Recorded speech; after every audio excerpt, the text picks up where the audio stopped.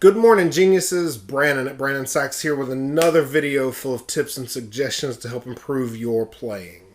In previous videos, I've covered topics like articulation and rhythm counting by a special request from a viewer, my brother Devin.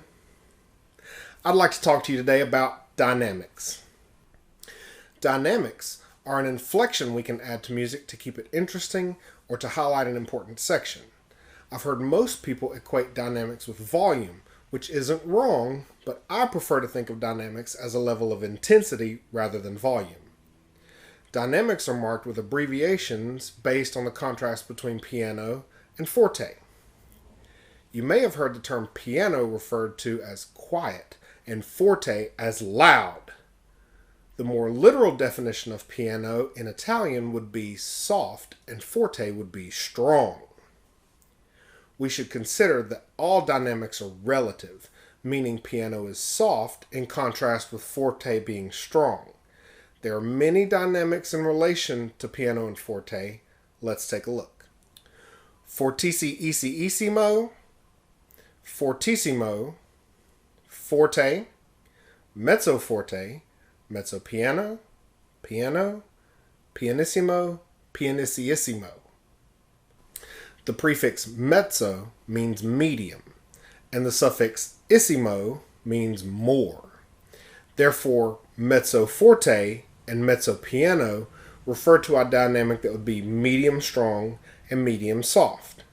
And pianissimo would mean more soft, and fortissimo means more strong.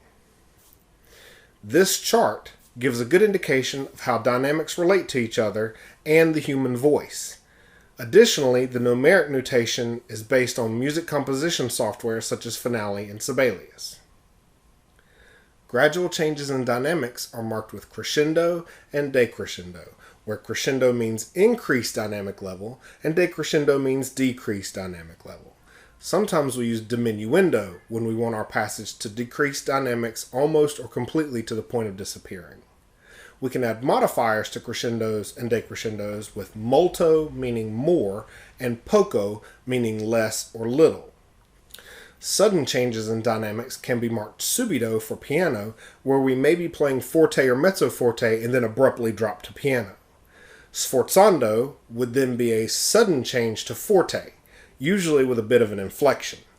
Sometimes you might see SFZP, sforzando piano, which means an abrupt forte followed immediately by piano. Likely you will have a crescendo following a sforzando piano. Dynamics are a characteristic of music that occur independently of tempo, articulations, particularly accents, and volume.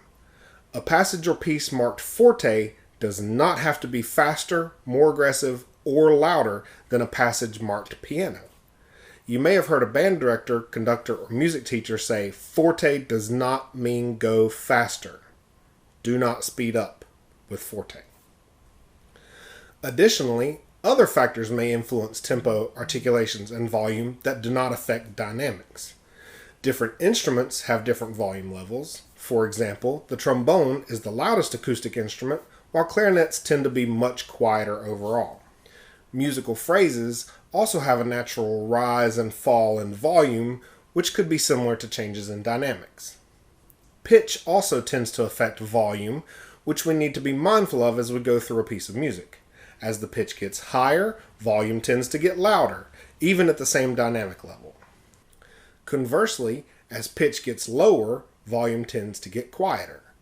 Some styles of music have implied dynamics when no dynamic marking is present. Ballads tend to be softer, while marches and fanfares are usually stronger. Even the space you're playing in can affect volume and dynamics. A larger room would take more to fill than a smaller room, and playing outdoors needs more of everything. Additionally, your band director, conductor, music teacher, or you as the performer may decide to increase or decrease intensity of dynamics to fit a particular situation. As I said earlier, dynamics are relative. Piano is soft only compared to a strong forte and vice versa. The goal is to display contrast between dynamics. First, we should have an idea of what dynamic we're aiming for, and we need to have room to move in either direction from there. The best plan would be to have as wide of a dynamic range as possible to adapt to any situation. Now I'll attempt to play an example of a short excerpt of music that displays a variety of dynamic changes.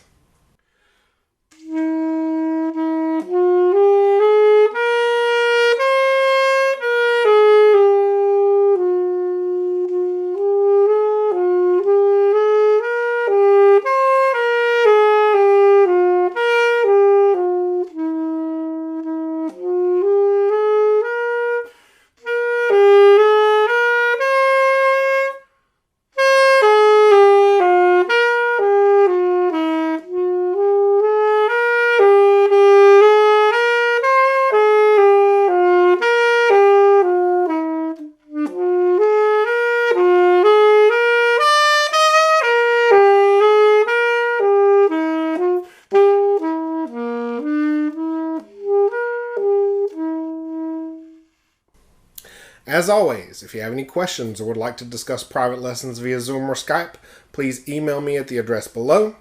If you have any suggestions for future topics of discussion, you may use that email address as well, or leave a comment below.